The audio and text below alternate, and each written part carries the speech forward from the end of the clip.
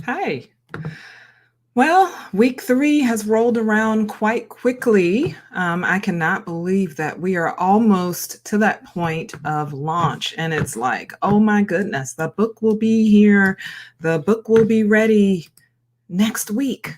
Actually, it's like it's amazing. I just want to say it's surreal. I almost can't believe that this is happening. you know, Crazy. So, thank you, first of all, for tuning in. And for those of you that I think have been joining me each and every week, I want to remind you as you make a post, as you ask a question, or just chime in on the Facebook page, you will be entered into a drawing to win a free book, My Healed by Love. So, yay. Hi, Carol. Hi, Carol. It's good to see you. Sometimes I wish I could get all of these things just already done, automated, but it takes time. I don't know. It takes time. So I didn't get to tag individuals as I have been, but we're going to get started because today is about self awareness. And this was a huge part of my healing process. I cannot tell you enough how important self awareness is. And first of all, you think about things like becoming aware of yourself. Hi, Juanita. You become aware of yourself, become aware of your behaviors, of your likes, of your dislikes. You see, part of my challenge as I was going through the process is I didn't allow myself to have an opinion about things. I did not allow it myself to dislike. I just had this weird Christian stance or perspective that, you know what, you're just supposed to go with the flow. You're not supposed to get angry. You're not supposed to, Jesus was meek and mild. So I had an overemphasis on certain aspects for Christianity of Jesus and an underemphasis on what I deemed not important. So self-awareness was lacking. And so, first of all, I want to provide you with today a few ways that you can begin to become more self-aware. As I think about this term self-aware, first of all, I think about sometimes when we're trying to change our habits, eating habits, and maybe we don't realize how much we're consuming or what we're consuming, or that it's actually working against us. But if we had a conversation with someone else, we would say, oh, yeah, I eat healthy. But you forgot that, okay, I had the cookies from the vending machine. I had soda. I had French fries. I ordered French fries with my salad, or I had fried food. But when you begin to log or to journal or have a diary, a food diary of what you're eating, then there's a new realization. It's a new reality. You're like, oh, okay. Because you actually took the time to record what you were consuming, you get a new reality or a new perspective. So here are a few ways that we can begin to become more self-aware. Number one is, first of all, be honest with yourself. Sometimes we're not honest with ourselves on what we do, what our behaviors are, what our process is. It took me a long time to learn the power of being honest with my feelings and paying attention and not just dismissing what was going on in my heart or even in my mind and my thinking. Oftentimes we can stuff our emotions for fear that others will reject us, that others won't like us. I could probably talk all day actually on that particular topic because it's half the battle. It truly is half the battle. So, and I see that Carol just made a comment. I am going to make sure I sneak over to Onpoint Life Coaching because you can also view this on Onpoint Life Coaching on our Facebook page. But yes, self-awareness is huge. And so many people, so many of us are not aware of ourselves. Here's a funny. Now, this one is a funny. So someone can pop my hand later for even bringing it up. But Have you ever been in the presence of someone and they handed you a peppermint, or your husband nudged you and you're like, oh, wow, I didn't know, you know, sometimes that's simple. That is self-awareness. Sometimes we're not aware that, ooh, that coffee is causing me to offend my neighbor. That's a part of being self-aware, though. Funny, but real. So let's look at another way that we can become self-aware. And it's pretty easy.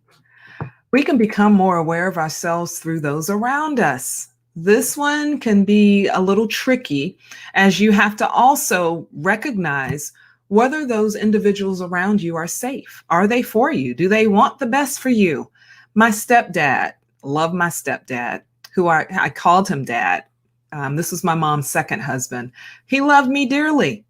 He was a great support to me. Oh my goodness, he has carried such wisdom. He's passed away now, so that's why I keep saying was. Yet he would tease me and he would call me thin-skinned. He'd say that I had pencils for legs, and these things upset me. But I actually paid attention.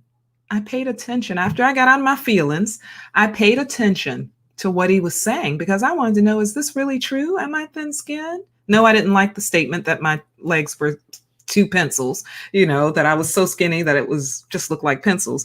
But the fact of him saying thin-skinned, I really had to sit back and, okay, Lord, am I thin-skinned? Do I wear my feelings on my shoulders? I was super sensitive.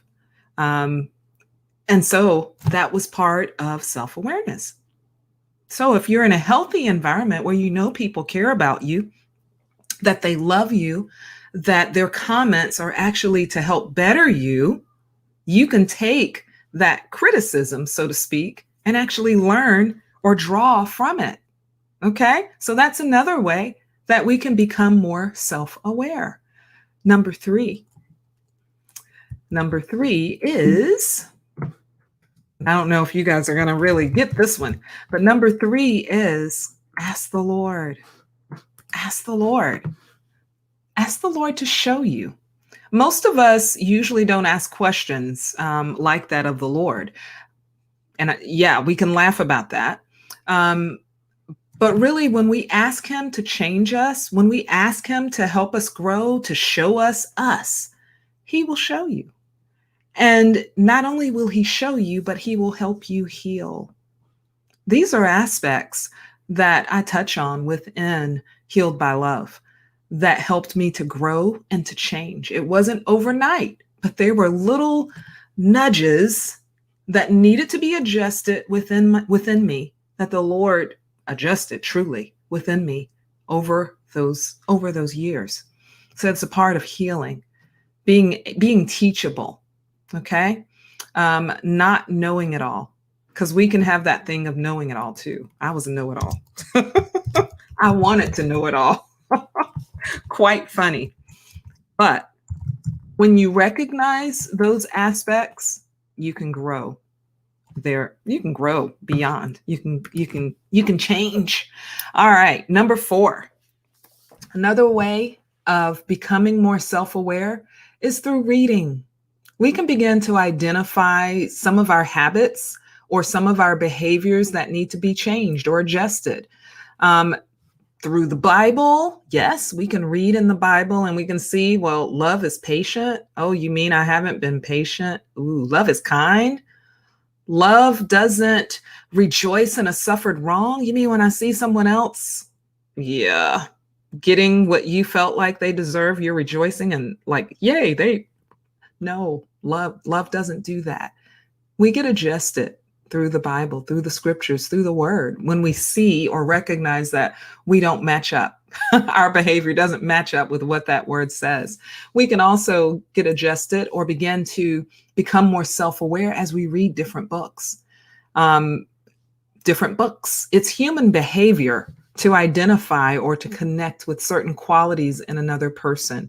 And as you notice certain traits in others, you may recognize your areas of weakness. Weakness isn't a bad thing. As much as we want to think that, oh, I'm strong, I can do this, I can do that, weakness isn't a bad thing. We don't have to be afraid or scared of our flaws. We're human. We're not perfect. God will perfect in you what needs to be strengthened. He really will. It's humbling. But at the same time, it's what maturing in the Lord is all about. Because he wants you to walk as his son, as his daughter. That's what it's all about. Peter had a temper. Peter had a temper that needed to be put in check, and Jesus put him in check. Jesus pointed out, not for Peter's demise, not for his detriment, but for his admonition, for his growth. And later on, you see Peter just kind of leading the way as an apostle. So, hello. Those were just a few ways to grow in self-awareness that I wanted to share with you, because these were elements or facets that I touch on. I didn't touch on it in as much depth as I did right now necessarily, but I touch on it's a part of Healed by Love. So if you're still listening and maybe you came in a little bit later, if you comment on the Facebook page, you will be entered into a drawing for a free book. The release will probably be October 1st. We're looking at October 1st, so this is really moving pretty quickly.